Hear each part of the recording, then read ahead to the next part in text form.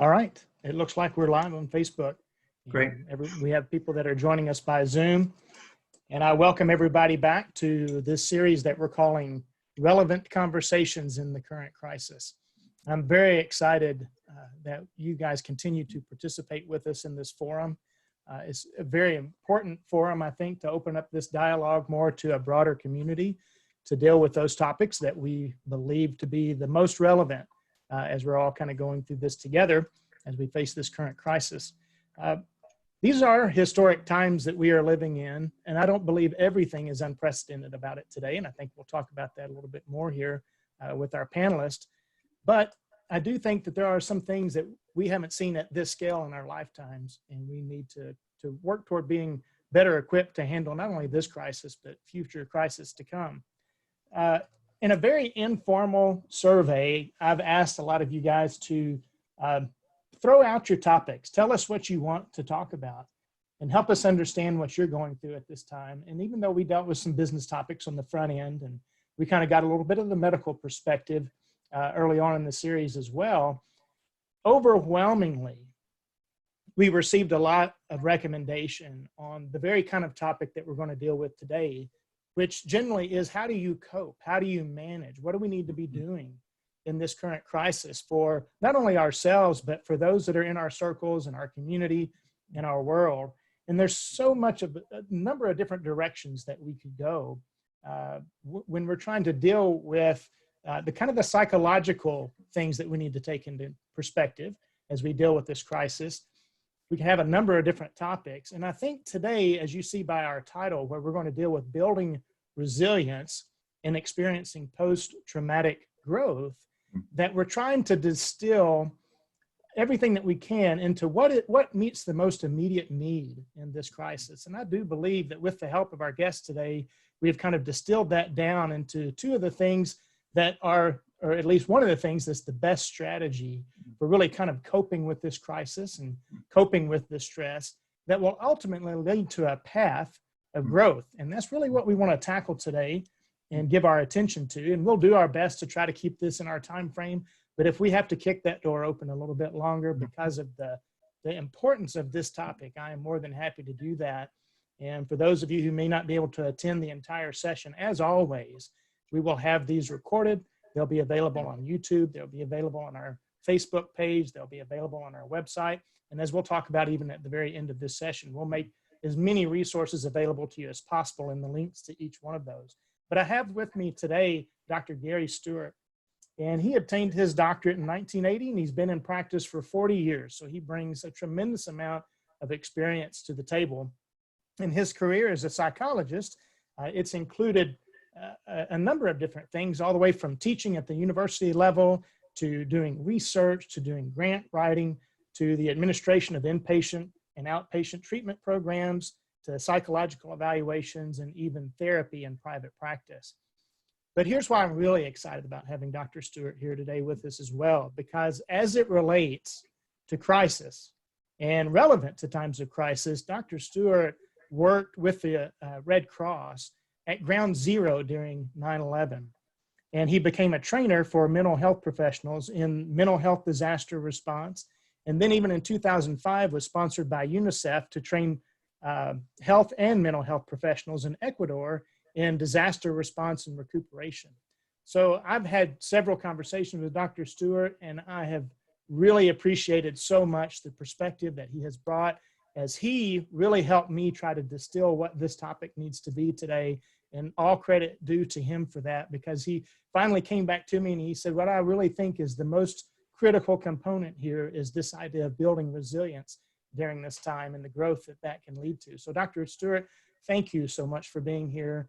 As always, you taking your time out of your day to be a part of this conversation means a lot to me, and especially based on the conversations that we've had even leading up to this point. So I'm excited about you being here today, and I'm excited to have this conversation with you. Well, thank you, Mark. And you set the stage really well. And I do want to express appreciation for what you're doing in this public service, because as we are going through this time, getting out good information and essential information about what's going to help us negotiate and navigate through this time is very important. So as I begin, I also want to acknowledge that whoever is listening live and who may listen in time, I know that I don't know that who you are, but I do know that there's a collective wisdom among you, and that all of you who are listening have also had your own experiences in life so far, have met some hardships. Most listeners, I'm assuming, have lived through and know about 9/11, the economic downturn that occurred in 2008, other things that have occurred as natural disasters that may have occurred in your locale or for somebody you know. And this present time is not our first rodeo, but it's a different rodeo. It's much more expansive than other ones have been. And it is an experience that is in some ways being shared by all of us globally, but not necessarily in the same way. So I want to keep that in mind, and for you as listeners, please, as I'm sharing with you, and what I'm going to humbly do is just share with you experiences that I've had and what I've learned from them through the course of the experiences that Mark briefly described that I've had with the Red Cross, and being there on the front lines in disasters with people who are going through them and then following them, over time, and investing in learning for myself what it is and what it takes to survive and adapt during times of disaster and crisis and times like we're living through now. So a lot of what I'll talk about is actually what I've learned and hopefully continue to apply and am applying, right now. So, but please join me with your own thoughts about things that come up, and see how they are relevant to what you may have already experienced. And if there's something new, I hope it is going to be helpful for you. But when you realize that there's something that I'm talking about and you're doing it, congratulations.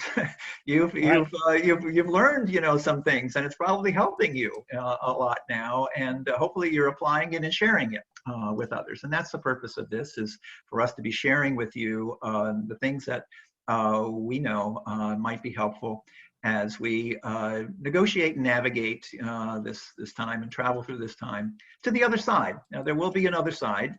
We'll get there, but we may have to wait a while. And it's in this time of the journey that these things about resilience really apply. And hopefully we come out of it changed in some good ways, some ways that help us live better, become better, and share our lives more fully and meaningfully from this point on. Yeah, you remind me there of a quote by Viktor Frankl, and he's going to be an easy default. to go to, because here's a gentleman. I think he died back in 2007 or 1997. I can't remember now which, but obviously wrote a book on the meaning of man, which is very well known and very well received. A survivor of Auschwitz, and we can only imagine the horrors of Auschwitz as this man survived it. And he had so many things that his thoughts, as he put them to paper and shared with the rest of the world, became very important. And he said, when we're no longer able to change our situation, then we're challenged to change ourselves. Yes. And I think that's really what the impetus is here, that what we're trying to do as we talk about resilience and experience this growth is this is a situation we can't do anything about from the standpoint of being able to control it, because it's outside of our control. So that means we got to look somewhere else and look to the change that we can make within ourselves. So that's really what makes me excited about this topic. When we talk about the number of different things that we could probably address, you came back to me with this idea of resilience. So why resilience? What is it about resilience that you just finally landed on and said, this is the most important thing we can talk about right now? Right, and what you've noticed, and we've talked about this, is that it's emerging everywhere. So if you look online and you look what people are presenting, it has to do with this topic of resilience. And the reason why is it's what we learned from psychological research of what made a difference for the people who seem to meet crises and hardships and difficult transitions in lives and come through it and out the other side better than most people were. Now, it's important to understand here that when you go through this, and resilience is not without effects. So when we're talking about resilience and the ways which are good strategies that involve attitudes and thoughts and behaviors and responses, it's important that you know what they are and how to use them. But you're not going to go through this without having some effects. So that's important to keep in mind. It doesn't make you immune from what's going to be experienced in the humanness, of this time. But what's important is that these kinds of things that I'm going to be talking about have to do with the way we have outlooks about ourselves and our lives and the life situation, the ways in which we learn how to take care of ourselves and maintain our well-being, and the ways in which we acquire and use mental strategies and behavioral responses to the crisis. So those are be three things that I'm going to be going over. And I want you to, again, I'm going to invite you to think about what these things are that you might not know the names from them that I'm going to use, but I think you're going to realize that these are things that you may already know, have already experienced, have already developed some, and hopefully we'll be able to develop them further from this point on. Well, I think the definitions are important because I know that sometimes I've operated, and as we were talking, and even as I was looking at some of the things that you wanted to raise to our attention, I think I've operated from some very limited definitions, and I think you've even introduced me to some terms I guess I hadn't come to experience yet. Yeah. I have maybe in some informal ways, but you kind of brought it more formal to my attention. Because at first, when I think about resilience, I thought, well, it's primarily the aspect of just enduring pain, enduring a hardship. In other words, just kind of weathering the storm. Yeah. But the more we talked about it, there's a whole lot more to it than just that. Right. Yeah, there is, and part of it is an image that comes to mind. If you've ever been on the seashore, particularly on the Pacific coast, and you've seen the plant life on the rocks, and the waves come in and they really smash it down, and they're really bent, but they're not broken. They're under extreme pressure. But then when it's released, they come back up again. And it's this bouncing back, it's coming back. That's part of resilience. And it is inherent in us. It's inherent in our nature to bounce back. What is important, though, is that we all don't bounce back quite the same in the same way. So as we're talking about this, I think what's also important to keep in mind is for you not to be concerned about if you are a 10 on this, or you think you're a 5 or a 1. What's important is that you're learning these things and applying these things because they're going to be really helpful to you. Well, and then, I guess that's the stepping stone to the other thing that you kind of brought to my attention, which is, I guess by terminology would be referred to as post-traumatic growth. We tend to think of more so the more familiar term, which is post-traumatic stress, and not to take anything away from anybody, certainly, that's gone through wartime or gone through any of those extremely harrowing, very difficult, traumatic experiences of seeing some of that devastation at ground level, because that's very real, that post-traumatic stress that they may be enduring. But for the general populace, I guess there's two avenues here. One is, this will either create within us the kind of post-traumatic stress, which we could wrestle with.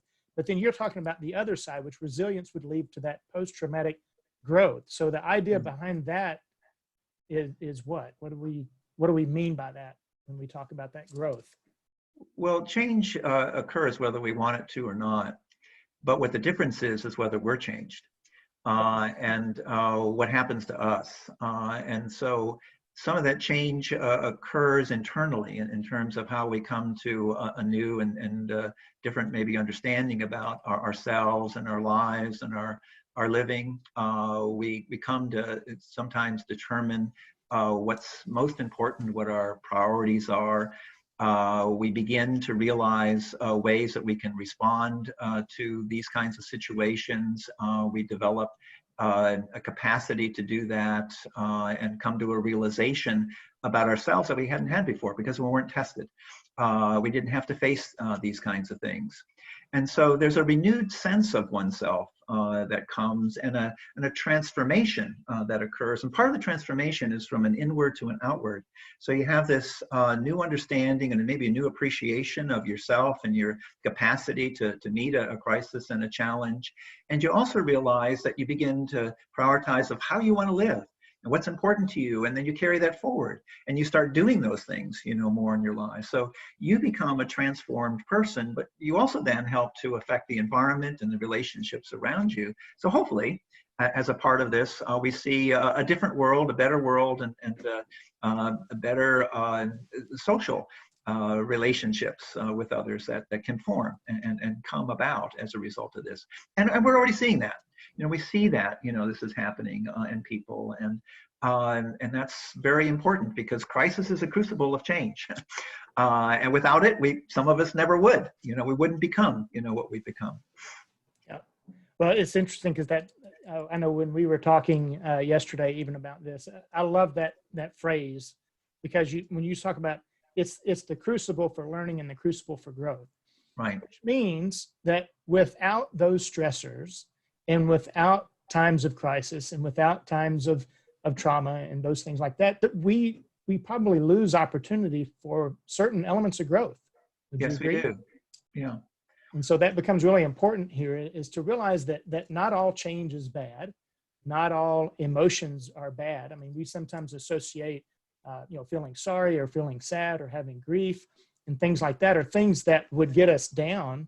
But right. Really, those can be the very training ground for which we're stronger on the other side. So we don't need to be shy in this process, even though I think you alluded to earlier something really, really important, which it doesn't happen at the same rate for every individual. Right. We're all going to face it, differently. Right. But we can all at least do one thing, and that is grow from it. And we all have that capacity. But I think you also brought up another point. This is something that has to be built, correct? So we have maybe we have the innate mechanism in us to be able to survive this. And particularly if you're a person of faith, I think you would understand that God's probably put his image in you. And as a result of putting his image in you, has built you with certain capacities. Right. But even as we see our capacity in light of the rest of I guess creation or animals or whatever, we do have mechanisms that are in us that help us get on the other side of this. So why don't you tell us, okay, so if we're going to talk about resilience and we're going to get on this path to this growth that you're talking about, where does all this start? You mentioned that it starts inwardly and it works itself outwardly. So what are these attitudes and what are these outlooks? What's the mindset that becomes so critical and crucial to making sure we start off on the right foot with this? Well, one of the very important ones is the acceptance of the reality of the situation and the time. And that doesn't mean that you say it's okay. That's not what I mean by acceptance. It's more of a kind of acknowledgement of the reality. Because in doing that, what it does is it activates resilience. I like to think of it as sort of activating the neurons of resilience in your brain, so that you begin to respond in adaptive ways. The opposite of that is when a person meets a crisis and with denial and avoidance. And so what that does is it really shuts down this innate, capacity to respond, and you go into hiding instead of meeting it. So there's a sort of a paradox when people have something that they're anxious about or fearful of, is that once you face it, you become free. You become free of it and you engage in it. And then you learn along the way from these strategies I'm going to talk more about how you negotiate and navigate and get through these things. So you start with the acceptance. That's really, really important. The next thing that you do is you begin to think about the ways in which this can be an opportunity for you versus something that is going to restrict you or to set you back or destroy you in your life, in some way. Because once you see as an opportunity, then you begin to look at, well, what are the kind of things that I can be doing, in response to this? And so that's again some of this activation of this this creativity, this ingenuity that's in all of us. So once that gets activated, then what's really important is for a person to think about, with this wisdom of serenity, to think about, well, what is it that I can change, and what is it that I can't? And let me now begin to focus on the kind of things that I can enter into, given the limitations of the circumstances. So here's a good story that some people might be familiar with. Tuesdays with Morrie was a book that was written. And if you're not familiar with it, Morrie was a person suffering from Lou Gehrig's disease. And if you're not familiar with that disease, it's a progressive disease that your body sort of shuts down totally, over time. And you become more and more limited in your capacity for what you are able to do. But what Morrie did, and this is a very successful mental attitude and strategy, is that he began to look at, well, what was his window of opportunity? And as these changes occurred, he did as much as he could within that window of opportunity. We call it selective optimization. So he was selecting things and optimizing the best he could to do it. So one of his hobbies, one of the things he did, he had a farm. So as long as he could, he worked on the farm and maintained that. He got to a point where he couldn't do that anymore, so he had a garden. So that was a scale down, but he could still do some of the things that he loved to do. He was working on the land, and he could do some things there. He could be outdoors, and he could do things that were productive.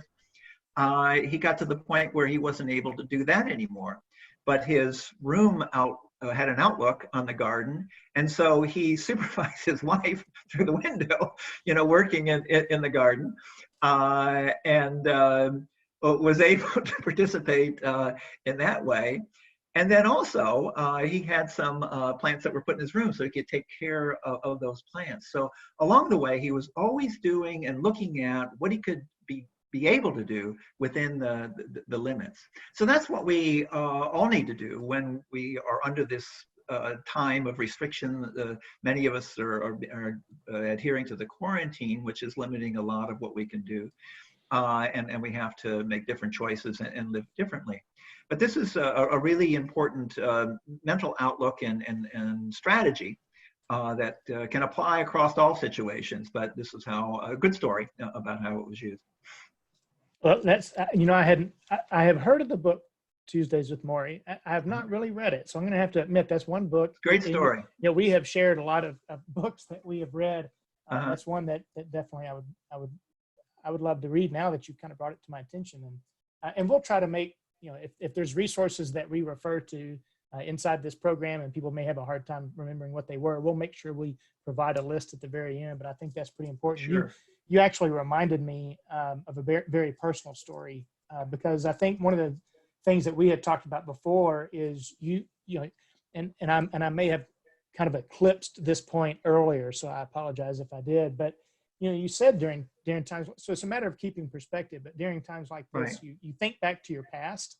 Yes. When you've kind of weathered these types of events, even though the magnitude of those events may have been different, but you even right now just kind of caused a thought in me that I hadn't had in a while. And I think that's something that crisis can do. It can kind of give you that moment to stop and reflect and pause.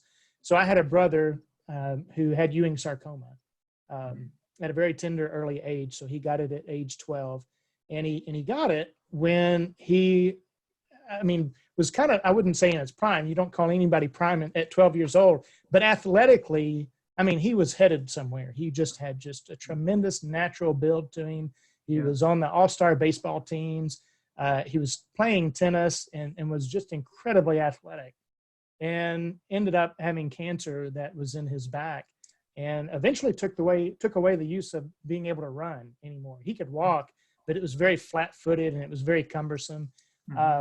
And you would think that that would just completely rob you of any aspiration.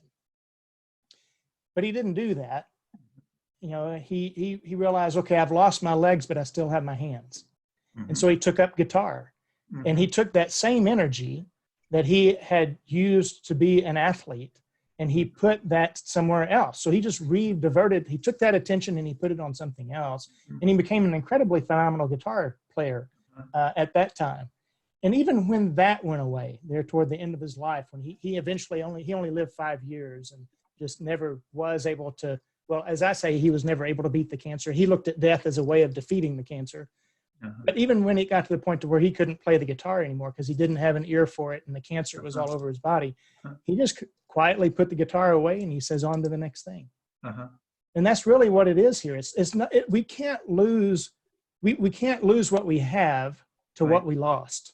Right. And I think that's what you're pointing to, is we can't lose what we have. And your story about your brother is another good example. And that is exactly what we want to do. We want to also have another attitude that your brother illustrates here is a belief in oneself, you know, the belief in your capacity to get through something. That's what's associated with what's called psychological hardiness. And part of the way in which this is understood is that people who have this kind of idea about themselves experience less effect of the stressors than people who don't have that belief, even though they go through the same stressors. So it is a story that we're all probably familiar with from our childhood, is the little engine that thinks it can, you know. So, but as trite as that might sound, it really actually is a good psychological reality. So that's one thing, and the other thing is that you begin to continue to look at what comes next. You know, not everything's going to last and be the same. You have to just keep on shifting and changing and adapting, and expect that. You know, don't hold on to something too long. Use it as long as it lasts, and go on to the next thing, just like your brother did. That was a really good example. So it's really then, you know, as we start this off, it's a matter of where you put your focus. I mean, at the end of the day, it's a matter of where you put your focus. That is the heart of it. So all of these things that are part of the outlook is just that. It's where we put our attention. There's a neuroscience expression that says where the attention goes, the energy flows. So it helps you to mobilize, you know, yourself, to orient yourself to do the things that are productive. And that can take you forward versus getting stagnated and stuck.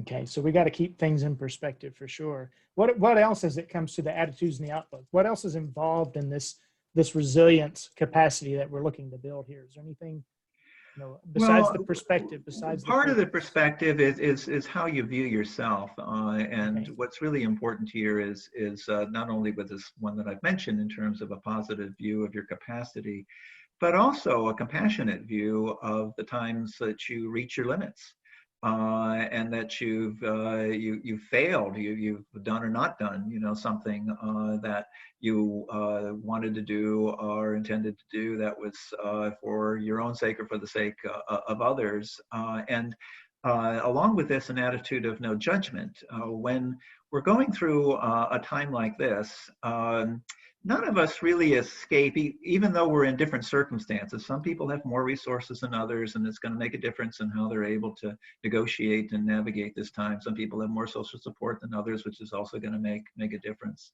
But nonetheless, everybody's experiencing some effects of it.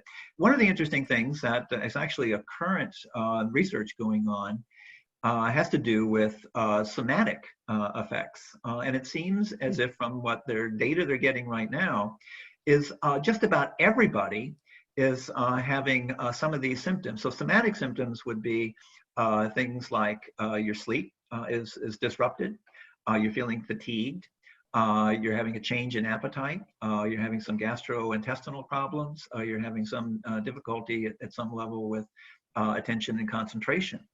So I can tell you from a personal level, although I am doing all these things that I'm going to be I am talking about today, my sleep's been all over the map, and my wife has as well, and other people I've talked to.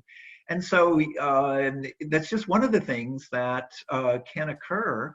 What's important to then know is, what you do, how you try to remedy but it's also important to put into context.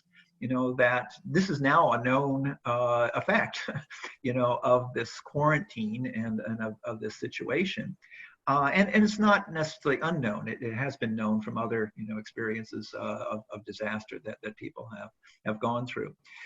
So the perspective is putting things in the right perspective. Another part of the perspective is, and this was part of my work with the Red Cross, and people were having really significant experiences of anxiety and phobia and nightmares and reactions, and they were really concerned, what's wrong with me? I'm feeling I'm totally out of control. And one of the things that's really helpful is to tell them, given the circumstances, these are typical reactions, so that people can know that given a situation, some things that aren't normal on a daily, on a normal, life experience are more normative given an exceptional life experience, or going through periods of duration and of stress like we're going through right now. Well, let's kind of piggyback a little bit on this idea of, okay, so we take this attitude toward ourselves as well, and we have to relax a little bit, because I think sometimes in moments like this, as you're referring to, we can look at what we're doing and what we're not doing, and we can get rather hard on ourselves, which is okay to some degree, but we have our own well-being that we have to really attend to at this point. Right. So, let's talk about that self-care, since you brought it up. What do we need to be doing for ourselves? And this isn't just for us, because it's really to the benefit of everybody who's around us as well, right? Right, it absolutely is. I'm glad you raised that point. So, one of the things that was mentioned by Sanjay Gupta from CNN, who's a physician, if you're not familiar with him, he said, it might be a good idea to think about where you go, so does your wife, or so does your children and everybody else. So keeping in mind that anything we're doing right now, has potential effect on others, is an important awareness. Maybe a good thing for us to carry forward, from this time on, but particularly, for now, as we're making decisions. So in order to be really well equipped to meet challenges, one of the best things that we can do is keep ourselves in good condition, for that challenge. Because the better condition we're in, the better we're able to meet that the challenge. So some of the basics are to get good sleep and rest, to get regular exercise, to pay attention to your nutrition. That's really, really, really important as the basics.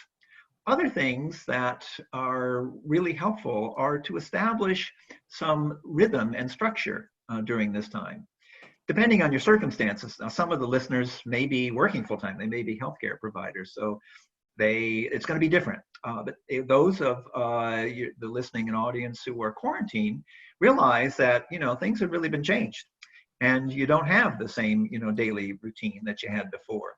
But this rhythm and routine is really important. But specifically with the rhythm of your life, it's important to incorporate things from mind, body, and spirit, as well as social connection.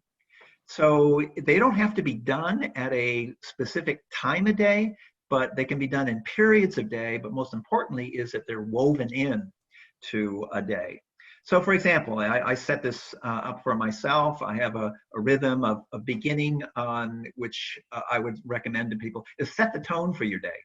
So the first thing, setting a tone means the first thing you do when you get up, you want to do something that helps establish an inner state and an approach to the day that's positive and beneficial.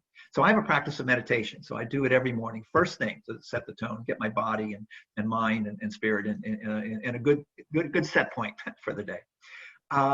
Next, during the day, I will make sure I eat regularly at times. I will exercise every day. I will spend some time with others in social connection, and I will take some time for rest and relaxation. Some of that is just listening to music. Some's more active, playing games with my wife. We're playing Scrabble. We're doing a lot of other kinds of creative things that I haven't done before, like playing online games with friends of ours, a game called Hand and Foot, which has been really interesting to do. So the ways in which you have this mix of things that are enjoyment, that are restorative, and also things that are purposeful and meaningful. So it is a good time as well with establishing a routine, and things that you're doing is to take care of some of the things that you need to get done, projects.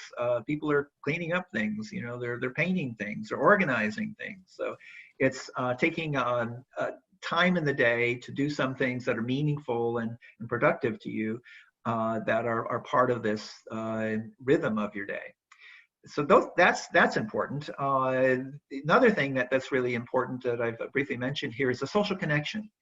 The things that we do in our lives that get us involved with others are very important for our health and well-being.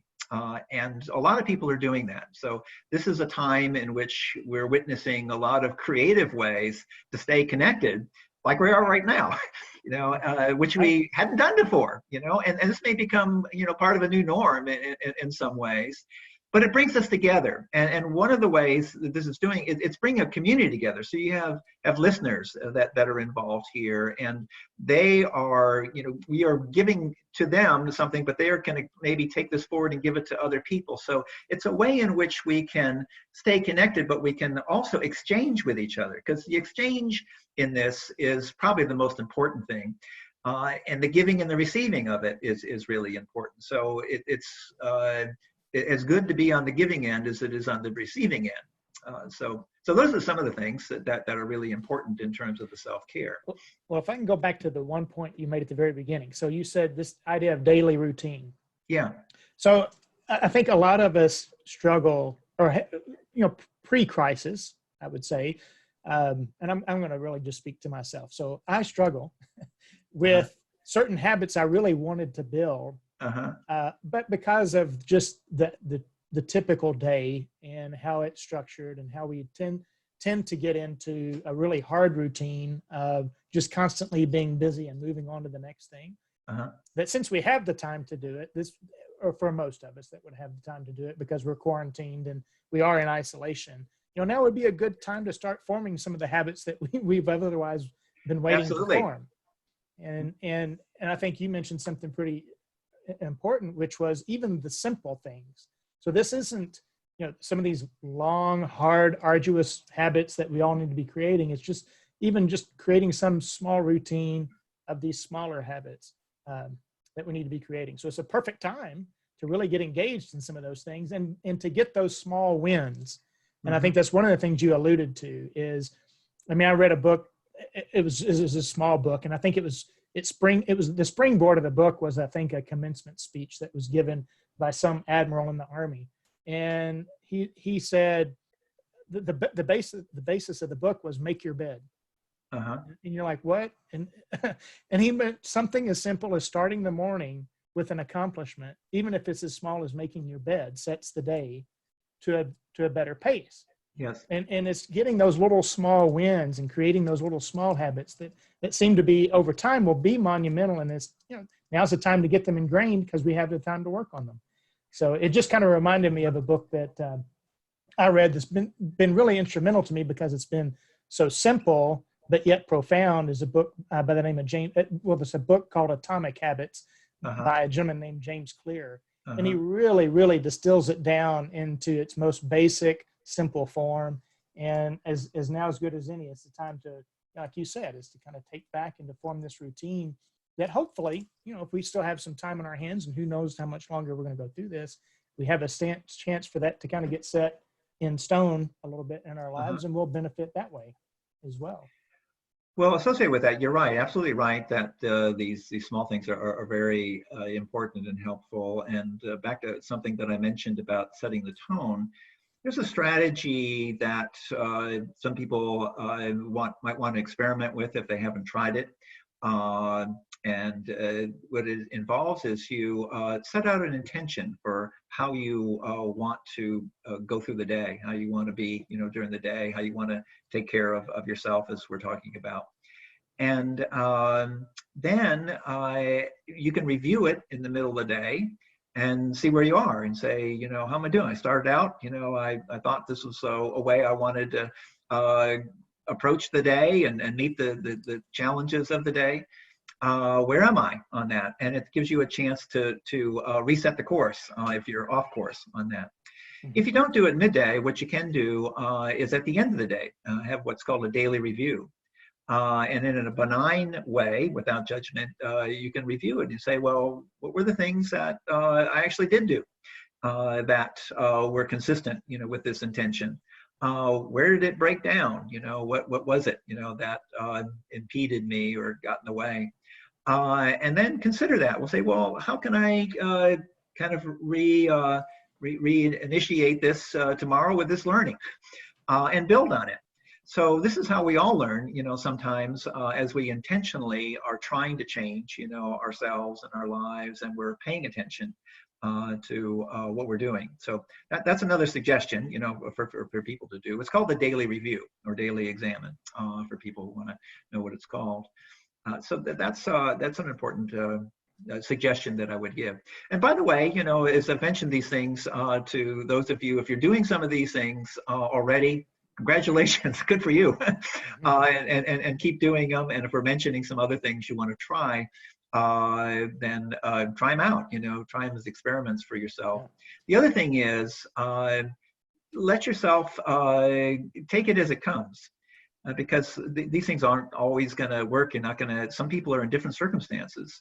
Some of the people who are listening, who are working full time and they have kids, you need time to do these things. So don't break yourself up if you can't do them all. Do what you can is my encouragement. Well, I think the important thing is to start. Yeah. As I explained to you before, when we were looking as a firm to have some semblance of what we're doing now, to really highlight small businesses and to do some kind of podcast or do some kind of Zoom, we kind of dragged our feet on it, and then all of a sudden this hits, and we figure out another way to open that door. And prepared or not, the important thing was just to get started. And I think that is huge, because until you do that, you just don't know where you can go with it.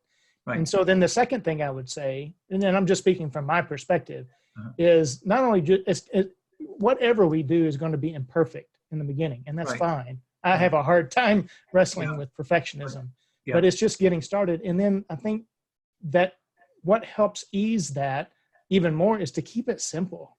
I mean, we're not talking about, laundry lists of routines. We're talking about pick 2 or 3 or 4 things and just focus there and start.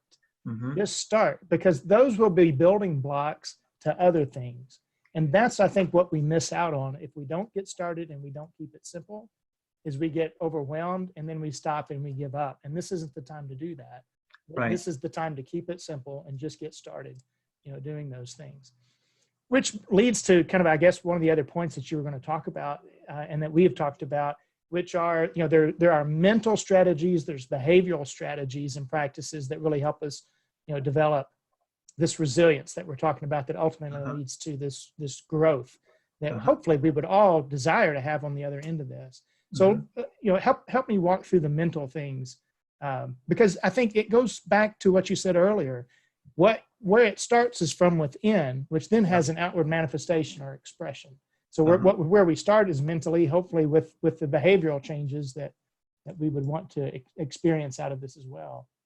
Okay, but as we make a segue into that, what I want to do is also carry forward 2 things we've talked about so far. So when we talked about the outlook, for everybody to keep in mind that a key thing there that you mentioned is how you focus your attention.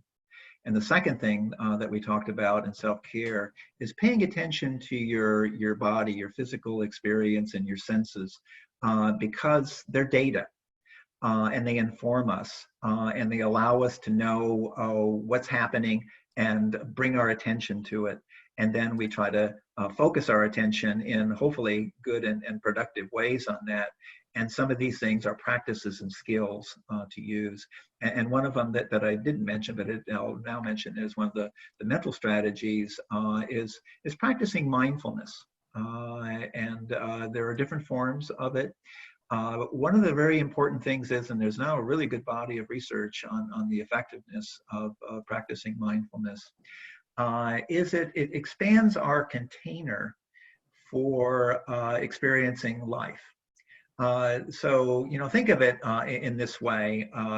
If you were to put salt into a shot glass, a thimble of salt, and if you were to taste that, it's going to have quite a significant influence. You're going to really taste that salt. If you're going to put that into a gallon jug, you're going to taste it, but it's not going to have necessarily the same effect on you. If you're going to put that then into a 20-gallon jug, then you're really hardly going to notice it.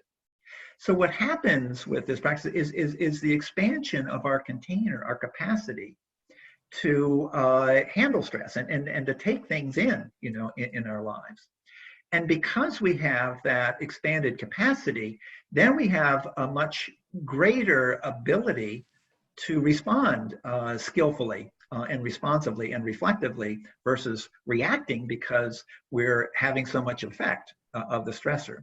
So that's a very important mental strategy and mental approach to be. You got a question? Do you mind to define that for our audience? Because I think sometimes I know I used to work from a totally different definition of mindfulness because I immediately thought that interchangeably was mindfulness and meditation, and that's not necessarily the truth.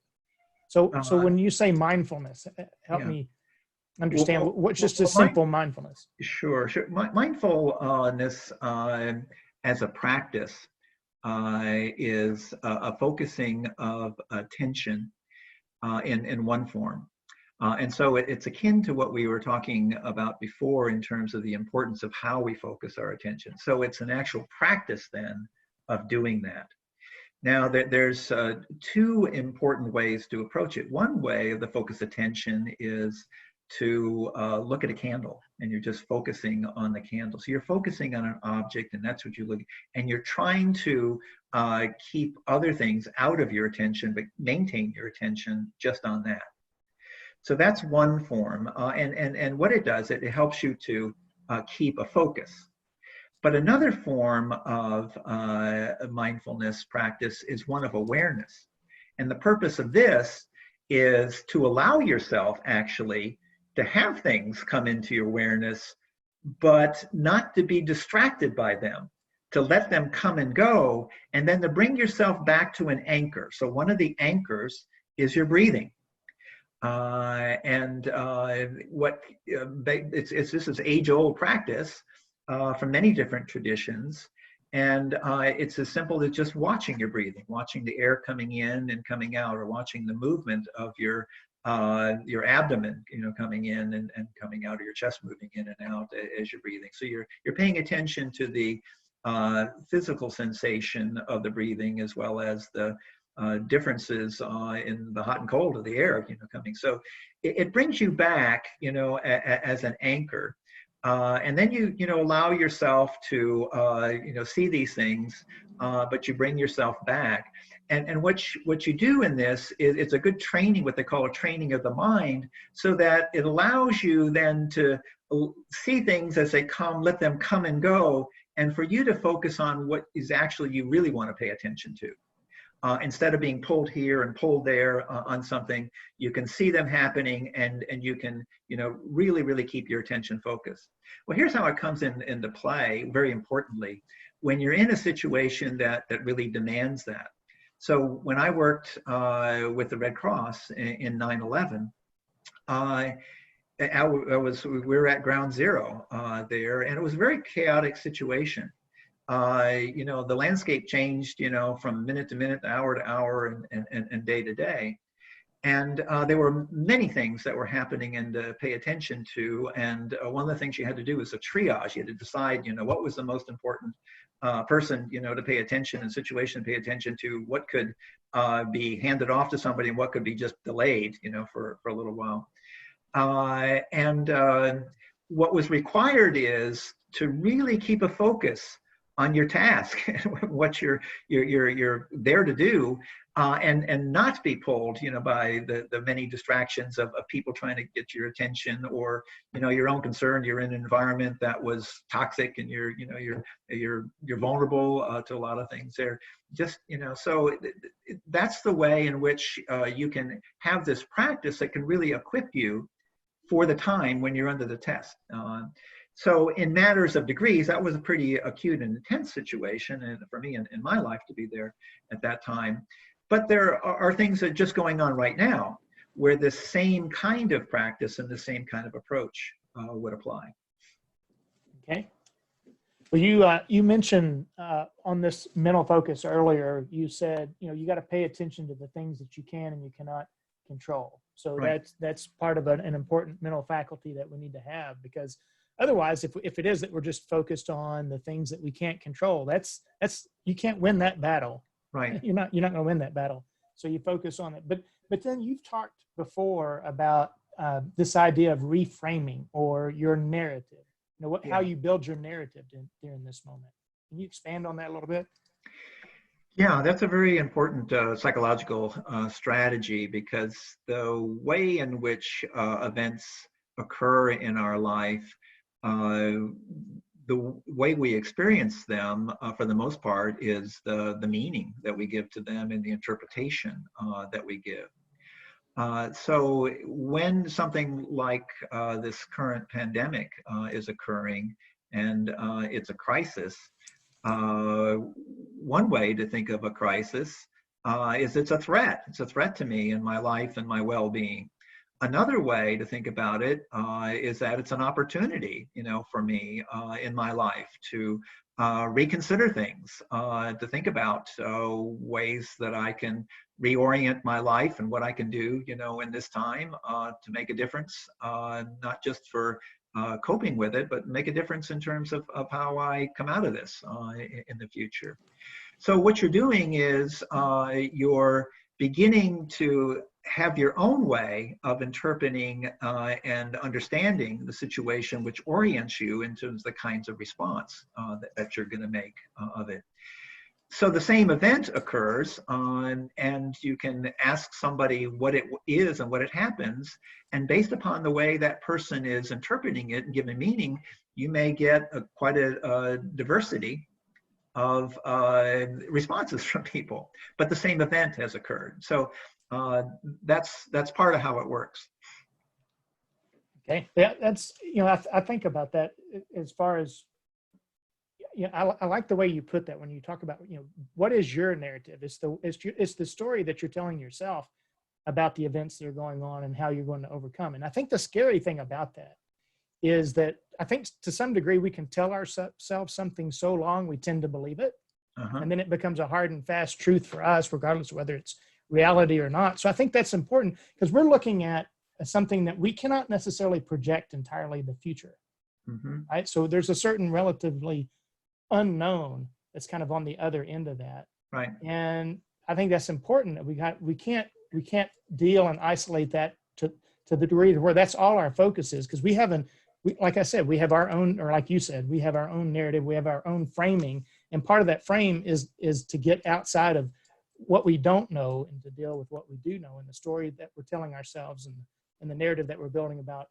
our own lives. And so I think that's incredibly important at this point in time. And I think you mentioned one other thing yesterday was, you can't really focus on what this pandemic has taken away from you. You got to focus on what is a takeaway from it, not what it's taken away from you. So what about behaviorally? What do we need to do? Well, let me just stay with, just before we go to that, if it's all right, stay with that. Well, one of the important things that I do want to clarify here in terms of the example I used of changing the narrative and reframing, it is important to acknowledge that there is a threat here, and it's a reality.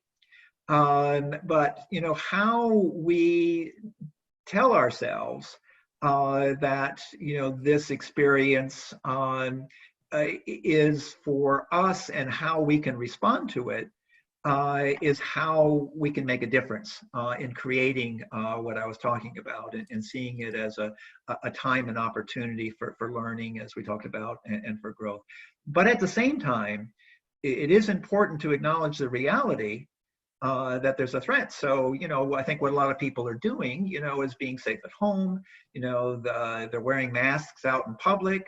I'm doing things that I wasn't ever doing before in terms of thinking about, you know, going into a store and what I need to be careful about when I'm just going to get groceries. On the humorous side of this, my wife and I were going out to do an errand, and then we were going to go to the bank. And so I had this black mask on. And so I'm driving the car, and my wife is videoing this, and she sends it to my daughter, and with the caption says, we're going to the store and then we're going to the bank, as if I'm going to go rob a bank, you know. So that was kind of the fun things, you know, that, right, that can come about of this. And that is also part of the reframing. You know, we take something that's serious, but we also can see the light side of it. And that's really important. The other kind of reframing is when we see the silver lining in things. So, you know, this obviously is affecting, and some of the people out there listening may have, you know, lost their job, lost their business, you know, things have really turned upside down. And that's a reality, you know, it's really difficult. At the same time, living in that reality, what's psychologically important is to look for the silver lining. So I think that's leading into the questions you were asking me about, and what can we do, you know, behaviorally in this. So that is what we can do. We can begin to see how we can respond, you know, in ways that are, you know, constructive, that are productive, and that are within the confines of the limitations, you know, that we have. So back to my story about that selective optimization, you know, what we want to do is do things within realistic limits. So let me say a little bit more about that as well, is that some people will try to do too much, and they'll over-respond, you know, in situations. It usually comes from how a person, what we do usually in a crisis, usually represents how we've been living up to that point anyway. And some what we do gets exaggerated. So if someone's been over-functioning and over-performing up to then, they might, you know, continue to do that, you know, in the time of crisis. What's really important is to have some awareness that we were talking about in the self-care of your body and the cues that you're getting to where you're reaching your limits, so that as you are responding in outward action, you are also responding to yourself, you know, using yourself and your experiences as a barometer. So that's one guideline, you know, to go by. But in terms of the behavioral responses, something that you're doing is also a very good example. You want to take your time and talents and apply them and use them to what can be socially helpful during this time and beneficial to others. So you're really to be congratulated, in my view, for doing these public service things, because you're using, you know, time and talent, as you and I have talked about. I know some of your past experience to put this together and to do this. And I think other people who are listening can also do it. And I encourage that, is for people to consider, you know, what are some of your talents? What are some of your interests? You know, what are some of your experiences that you can lend to others? I think we're seeing in this time some really good example of what people of all ages are doing. We're seeing children, making masks, for other people, using their time and their talents, for that. We're seeing musicians throughout the world, playing, beautiful music, for all of us. We're seeing people, come together to put up signage and things like that to encourage the healthcare workers. We're seeing people get out in balconies, clap and applaud, the healthcare workers. So these are a lot of behavioral responses that are what's helping sustain and support the social community, which are good for them and they're good for us, because what's good for others in this situation obviously is good for the individual. So there are some of the examples that come to mind. All right. Well, you had a list you provided me, about some of the tips for everybody. And we'll try to maybe wrap this up by looking at some of those, if you don't mind to share those with us. The things that we all need to be doing. Actually, there's still one more thing before we go forward to that, because one of the things that just looking at my list is being flexible and balanced.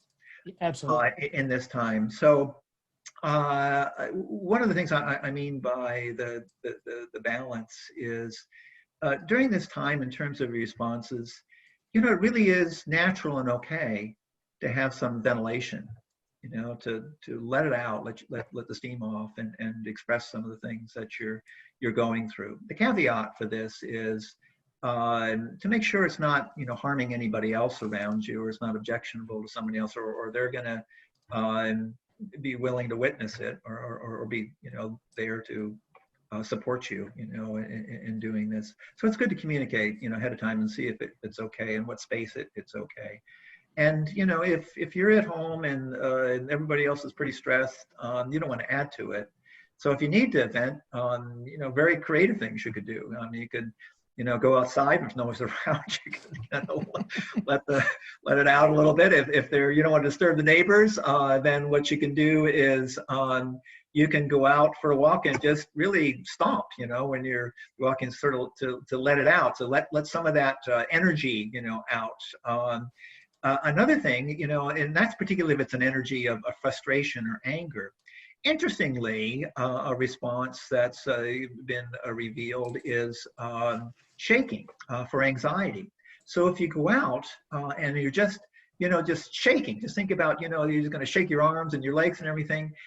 It seems to make a difference. So kind of like the hokey pokey. Like that. Sort of the shaking, and then maybe dancing could be that too. Exactly. But interesting, where that was inferred from is they noticed that with animals, when a lion was chasing an antelope, and of course the lion's energized, and says, "Oh boy, it's a meal for the day. This is my prize. I'm gonna, get it. Gonna win this prize." Of course, the antelope is running for its dear life. I just want to live for another day. But what they noticed, what the antelope would do if it escaped, it would shake. And that's evidently a way that animals kind of release themselves, from the anxiety and distress. And they tried it out with humans and found that it has. So I mean, it's worth an experiment. It's worth an experiment to try out. But then in contrast to this, so it is okay. This balance is to let. But there are some times as well when it's good to be discernful of when not to. Because you might be the leader, you might have to be, guiding people through something. You might have to, like I was on Red Cross, I just couldn't yell out and scream. You have to be there. You have to be present, and so that's when you have to, modulate it and control it. The other thing is, at times you're talking about doing things. It is good to be stepping up, in doing things. Step up and do things to help out if you're, at home right now and you're not, obligated to work and other obligations, or, step up, to do some of these things we're talking about that help support the community and people out there that are doing things. Step up to donate, what you can if you have some reserves to donate the things. And step up to help around home, with things that need to be done, and the child care and things like that. All those kinds of things, is what people can step up. It's also good to step back. So that when you realize that you reach the limits, as we talk about the self-care, is pay attention to that.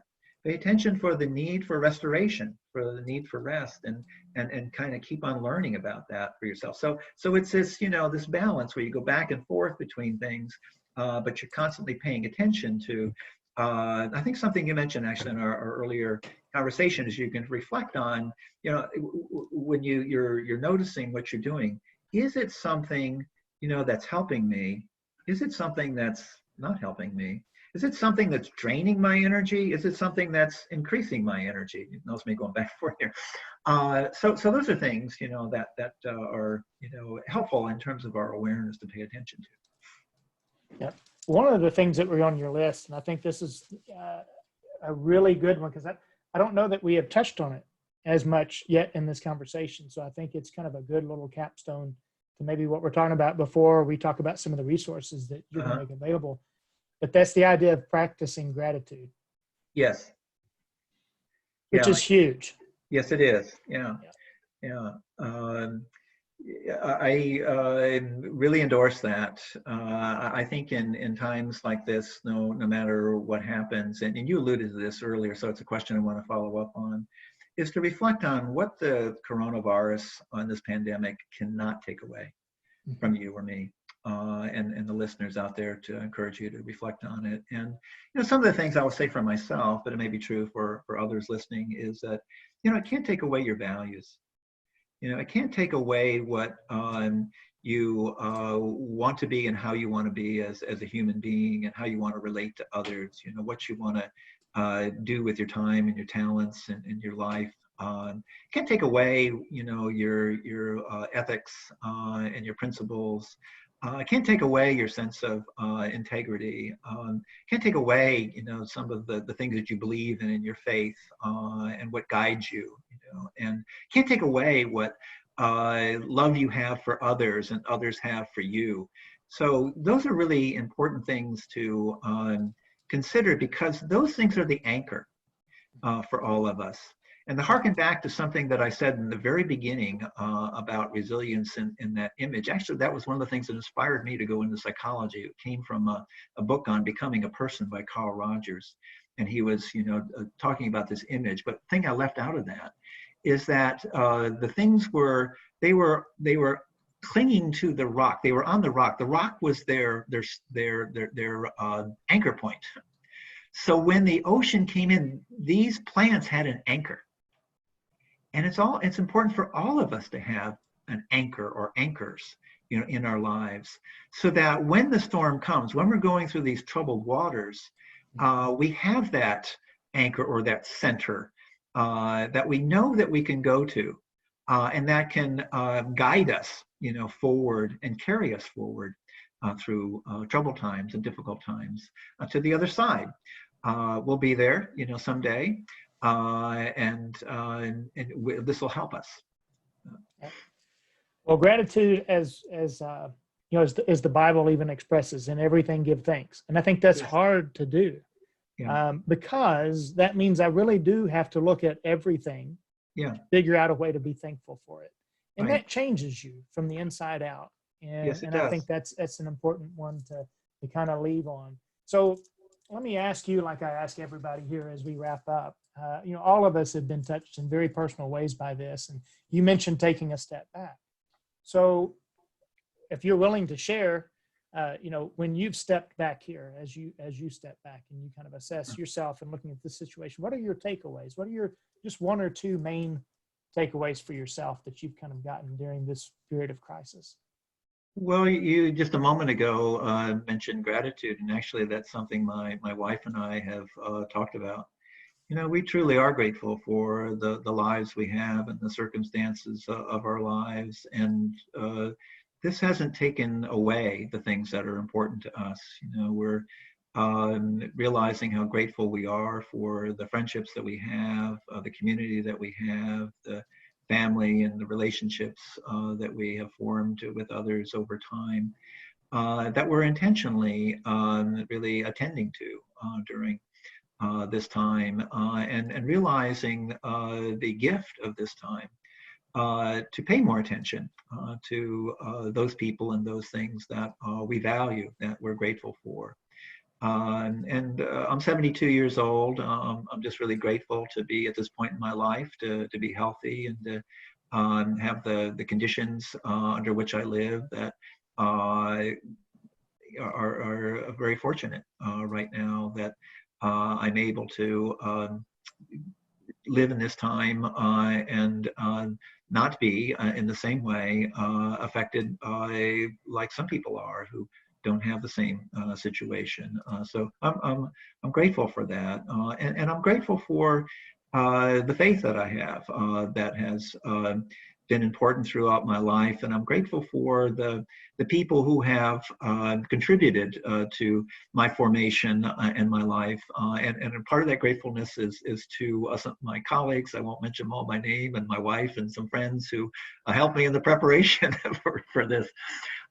So it is really my realization that as life changes, there are some things that don't. And these are some of the important things, the people in our lives and our relationships with them and the quality of those don't go away, they don't change. Yeah. Well, I will tell you, I'm grateful for you. We've had some really excellent conversations, leading up to this. You have given me a lot of energy and a lot of things to think about. As we were pouring through our email exchanges back and forth about what to talk about, I was very clear with you and telling you that this was a time for me to step back and reflect on some things that you were sharing with me. And I appreciate the energy that you have put into wanting to have this conversation. I appreciate so much your contribution to this conversation, because I know others will glean a lot from being able to come back and even listen to this later, slow it down, re-listen to certain points. I know you have been extremely gracious with the number of resources that you have even shared with me via email that you have asked to be shared with others. And so we're going to make those available. And Great. I can't thank you enough for that. So if you're listening and if you're watching, there's a tremendous wealth of resources that Dr. Stewart has provided to me by way of links and handouts. And we'll try to put those into the notes for the YouTube channel, as well as on, if you go to news and updates on our personal website, we'll make those available there as well. And I can't thank you enough for just the tremendous amount of preparation and thought that you put into coming on today. And it has really endeared me to you even more than I was endeared before. And I appreciate it so much. I appreciate it so much. And I just want to end on that note of gratitude, because I'm very grateful, Gary, that you have made those things available and that you've made yourself available during this critical time. Thank you so much for your invaluable contribution to this conversation. So I thank you for expressing that, and I'm very grateful for the opportunity. And I would say to the audience, as I mentioned at the very beginning, you have your own wisdom and experience, and I encourage you to share it, with others. And if there's some things that you may have acquired from this, I'm going to suggest you might do two things as takeaways. Think about what is it, as you've listened to this webinar, that you can take away from it. And maybe pick one or two things and reflect on them. And think about how you will apply them in your life from during this time and beyond. And also let yourself reflect on what is it you realize that you already had acquired that was confirming and affirming for you. And reflect on that. And as we're talking in the end here, express your gratitude, that came about, for you. And carry that forward as well. So go ahead. If people are interested in that dialogue, they have a couple of opportunities to do that. In the YouTube, you can always comment on the video. If it is that you're willing to share that collective wisdom and your thoughts, we would welcome that. Nobody's really shared any comments on the YouTube, but they're able to do so on that channel. On Facebook Live, on when that feed is ultimately made available on the timeline, you can share your thoughts there. So those are two avenues. If nothing else, journalize your thoughts. And take them into yourself. But then, like I shared with you, one of the things that this has kind of taught me is as I've put this venue together, I've been very conscientious about trying to build a community and trying to share this collective thought with each other. But I also realize that it's been to the neglect of being more, communicating more openly with people who are more in my immediate circle. Right. And I think that's really important. And I know that I've lost sight of that. And I think some of that has just been, I expect people in my tighter circle to understand what I'm going through, or I expect them to know me well enough to understand my emotions, but that's not really true. And I don't need to make those assumptions. And so this opens up a dialogue for me that I need to have with people that are more in my immediate circle. So I appreciate that so much. So thank you so much. Thank you for everybody that was listening today. I know we went long, but I want this to be a resource that people can come back to even after this, if it is that you had to leave the webinar early, and we'll make those resources available on YouTube and on our website as well. And Gary, again, thank you so much. Thank you, Mark. All right, everybody have a great rest of the day, and I hope these principles sink in and can be of great benefit to your lives. And God bless everyone, and we pray for everyone's health and safety. Thanks for joining us today. We appreciate it. Bye-bye. Bye-bye.